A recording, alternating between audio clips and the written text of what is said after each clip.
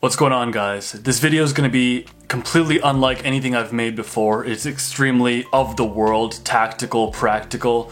But if you're someone who wants to be an actor, a rapper, a musician of some kind, you want to get your own podcast going, you want to start a business, and you're starting from zero, I strongly hope and ask you to watch this video till the end, because I don't want to just throw out 10 careers that can make you money from home, but rather talk about a framework of thinking that can sustain your artistry for the long haul and help you really yield results over the next 10 years. So the 10 careers that you can have a high salary from home, those careers are becoming a virtual assistant, becoming a digital marketer, which is what I am, and within that you can learn SEO, PPC, pay-per-click, content marketing like social media marketing. That's the second career. The third career, I'm going to loop in email marketing, cloud computing, and marketing automation into one tier. That's learning platforms such as Eloqua, Salesforce, Marketo. The fourth career that can earn you a high salary from home is video editing or becoming a videographer in general. Companies are catching on to the fact that videography is incredibly powerful in the digital space,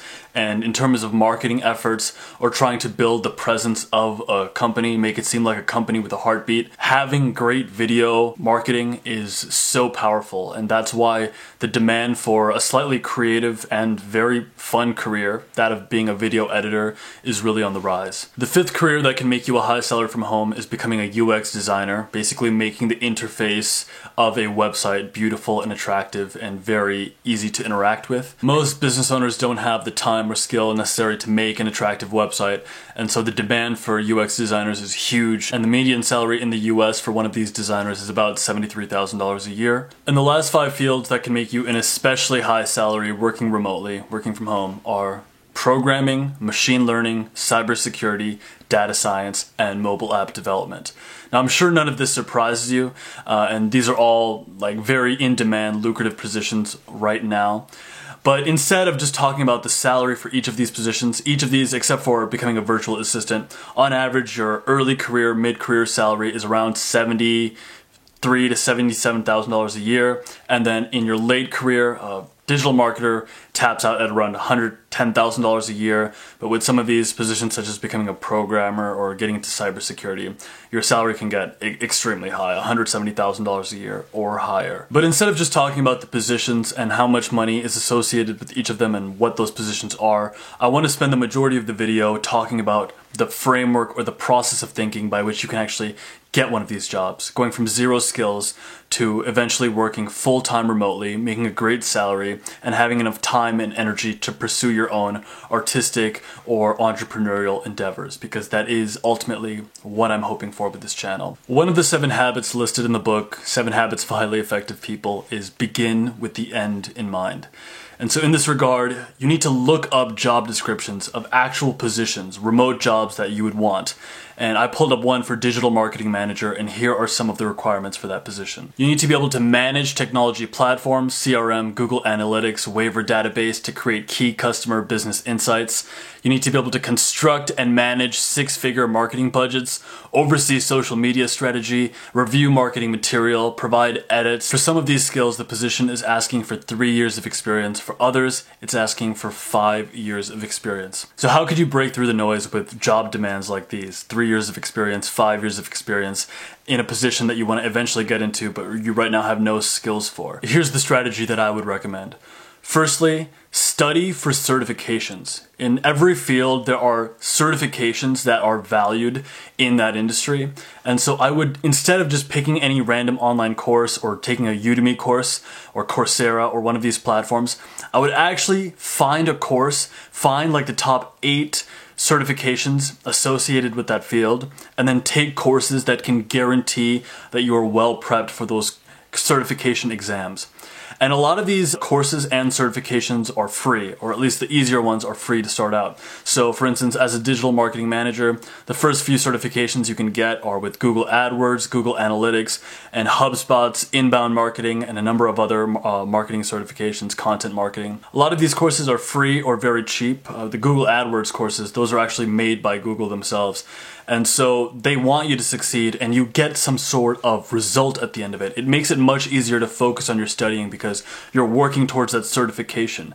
And to be certified in something, it makes your education about it seem more valid. You're not just ethereally learning some concept. You're like working towards that result. It's like studying for an exam. You have some sort of result, a deadline that you're working towards. It puts some momentum and pressure on your learning, on your education in that field. This is what I had done when I first set out to become a digital marketer. I just Googled what the top certifications were. I even reached out to some people on LinkedIn and I asked them what they thought were valuable certifications. And then I went out and I studied for those. Those included like Google AdWords and Analytics and the Facebook Blueprint exam. I also noticed in a lot of job applications that the position asked for Salesforce knowledge or Klaviyo, Eloqua, all these platforms I hadn't heard about. I didn't know what these things were, but I just noticed that they were there on the job description. So I went out and I figured out what those were, and I started studying for certifications with those platforms. The second thing to do is to create a portfolio right away. Even before you start studying, I would recommend just using Wix or Squarespace or one of these platforms that can get you a website made really quickly that looks fairly decent. Just get on that right away, and there won't be anything on there. It'll look terrible. But as you study your course and as you're writing down notes, I would recommend writing articles about the topics that you're learning. As you are learning your courses, as you're studying for those certifications, I would recommend setting some time to write articles. You can just turn an article out of the notes that you've written or what you've studied from, and write those articles into blog posts on your portfolio website, and also publish those articles on LinkedIn. No one's going to engage with those posts, okay? No one's going to read them. No one's going to hit like on those posts. But you're building up now a body of work that shows that you engage with this discipline, that you engage with this field. And later on when you're applying for jobs, this will make a huge difference. In addition, it'll also help solidify the stuff you're learning. Just to read it, write about it, and post something about it, it'll help you speed up the learning process. After you have a number of certifications, and for me this took about 2 or 3 months to get all the certifications I needed, and you have some blog posts written, reach out to people in your community, either friends or family or just small businesses that are around, and offer to do free work for them. You need to produce work related to your industry. When I first was setting up campaigns as a digital marketer, I used my mom's daycare business, her home daycare, and I set up like a $20 campaign, which is in digital marketing, $20 is like negligible ad spend, right? It doesn't do anything. I also reached out to some realtor that we knew, and I offered to like create a marketing campaign for his realtor website, which looked horrible. You need to reach out to people, and if you don't know anyone, just like make up your own lemonade stand business, whatever it might be. You just need projects. You need to give the impression that you are now engaging with the industry in the actual world. If you're a UX designer, make free websites. If you want to be a video editor, reach out to people who are actors like me, or YouTubers, or people in any sort of space with video content, and offer to make edits for them just so you could build up your portfolio. And then once you get tiny projects here or there, take screen captures of them or capture those web links and add those in on your portfolio. At this point, with a number of certifications and just a couple of free, cheap, to your best of your abilities, put together projects of your own that you've engaged with people in the real world to get, you're actually extremely well positioned to apply for internships. The fact that you went out and studied for certifications and then you actually reached out to people to put together free campaigns or free projects for so that you could build up a little bit of a portfolio, this will seem incredibly noble and admirable to these people who are hiring for internship positions. And I literally brought this to a number of internship positions in Minneapolis, and every one of them said the same thing. It's so cool that you actually just like reached out to people and tried to put these campaigns together on your own, because a lot of people we hired for full-time positions right off the bat had never put together an actual campaign for a company before. And you went out and you just did that for like a friend. We're really impressed by that. I was hired on for my first full-time position 3 weeks after an internship, and at that internship I was making $10 an hour. So it's worth doing if you can find the time, or if you can work out some sort of arrangement where you would do a little bit of an internship with some agency or some software company. Then it will really give you that leg up to get into that full-time position. With just a few weeks of internship experience, even part-time work as an intern, a person would be very, very well qualified for an entry-level position in one of these fields. And so what I would recommend while applying for full-time positions, I think this could actually make a huge difference, is using video cover letters. Every time there's an option to send a cover letter alongside your resume, I would recommend taping a video specifically for that company and just describe yourself, the certifications that you got, the journey by which you got those that portfolio work that you sort of scrambled and rounded up on your own. And that way you're no longer just a document, you're no longer a faceless candidate. The person recruiting you is forced to look at you and forced to acknowledge that interpersonal relationship. And it's an amazing way to just cut through the noise and actually be someone. And when I first started using video cover letters, the amount of responses I got like almost doubled. It was really remarkable. I also put my face on my resume, and here's a screen capture of the resume I used that ultimately got me my remote job.